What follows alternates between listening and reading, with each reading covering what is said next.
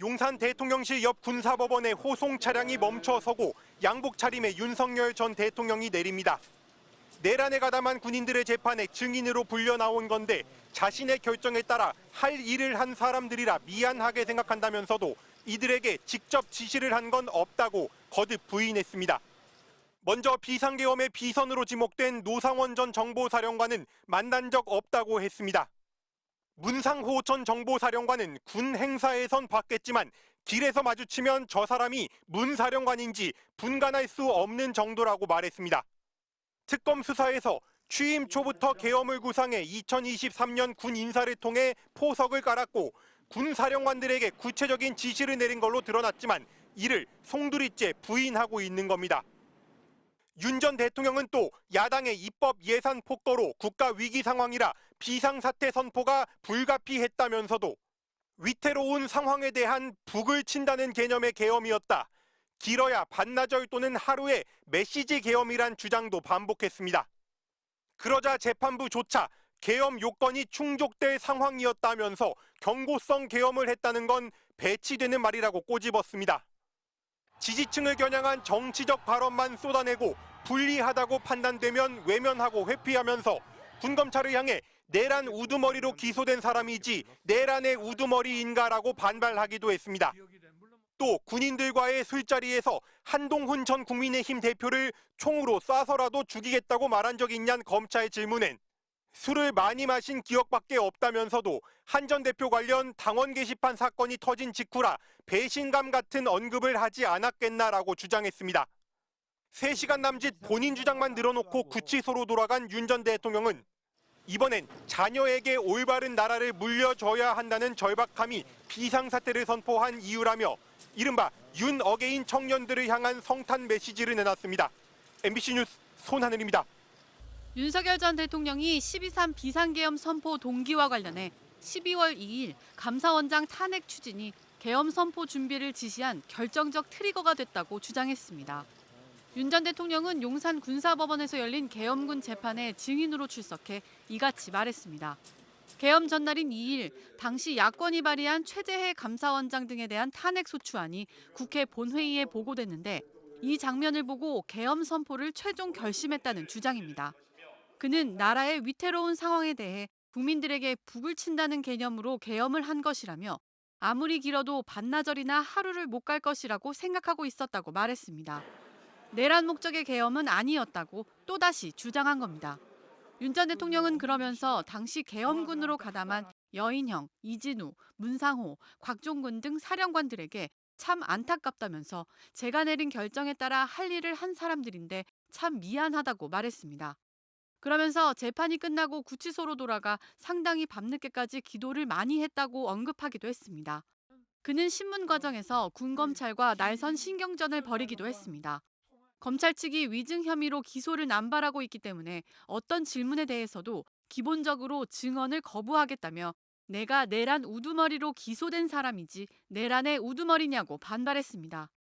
과한 음주로 기억이 나지 않느냐는 질문에는 그런 식이면 앞으로 검찰 질문은 다 거부하겠다고 역정내기도 했습니다.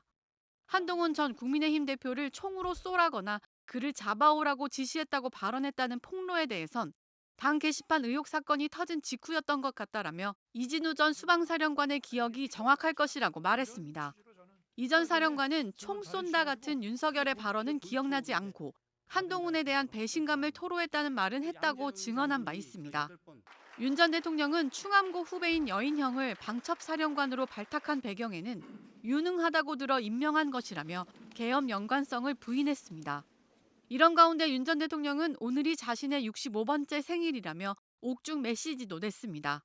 그는 자신을 지지하는 청년들을 향해 저희 부부에게는 자녀가 없어서 여러분이 자녀처럼 느껴진다며 자녀에게 올바른 나라를 물려줘야 한다는 절박함이 모든 것을 내놓고 비상사태를 선포한 이유 중 하나라고 주장했습니다. 오늘 윤석열 전 대통령의 체포방해 혐의 사건 14차 공판. 백대현 재판장이 내년 1월 16일을 선고 일정으로 공지했습니다. 원래 증인신문 날짜였지만 기소 6개월 안에 1심 선고를 하도록 한 내란 특검법에 따라 일정을 앞당긴 겁니다. 특별검사가 공소를 제기한 날짜가 2025년 7월 19일이므로 2026년 1월 19일 이전에 1심 판결 선고가 이루어져야 해서 이 사건 판결은 2026년 1월 16일에 해야 할 것으로 판단됩니다. 이렇게 되면 구속 만료일인 1월 18일보다 이틀 먼저 판결이 나게 되는 상황. 구속 기간 내에 선고를 결정해 주신 재판부의 결정에 감사의 말씀을 드립니다. 윤 전 대통령 측은 즉각 반발했습니다. 체포 방해 혐의와 함께 기소된 계엄과 관련한 허위 사실을 외신의 공식 입장으로 배포하도록 지시한 혐의에 대해 유무죄를 판단하려면 계엄이 내란인지 여부에 대한 판단이 선행돼야 한다는 주장이었습니다. 그러면서 선고 시점을 내란 우두머리 혐의 사건 선고 이후로 미뤄달라고 요구했습니다. 해당 재판을 맡고 있는 지귀현 재판장이 변론을 마무리하겠다고 한 일정이 내년 1월 9일이기 때문에 내란 우두머리 사건의 선고 시점은 구속기간 만료 후가 매우 유력합니다. 계엄이 불법인데 그런 불법을 공보관에게 지시를 했고 그래서 의무 없는 일을 강요한 것이다라는 주장이고 판결 선고는 119 사건 판결을 기다려서 해야 되는 게 아닌가라는 말씀을 좀 드립니다. 하지만 체포방해 사건 재판부는 계엄 선포 자체가 내란에 해당하는지 불법인지는 이번 재판의 쟁점이 아니라고 일축했습니다. 그러자 이번엔 윤 전 대통령이 직접 나서 선고를 미뤄야 한다며 계엄 선포는 사법심사 대상이 아니라는 궤변을 또 꺼냈습니다. 내란에 해당하지 않는다라고 한다면은 대통령의 이 판단권이 존중이 돼야 되기 때문에 결국은 그 심의권 침해라는 것 자체가 허물어져 버리기 때문에 저는 이것이 내란이 아니라면 국무위원 심의권 침해 등 다른 혐의들도 성립하지 않는다는 겁니다.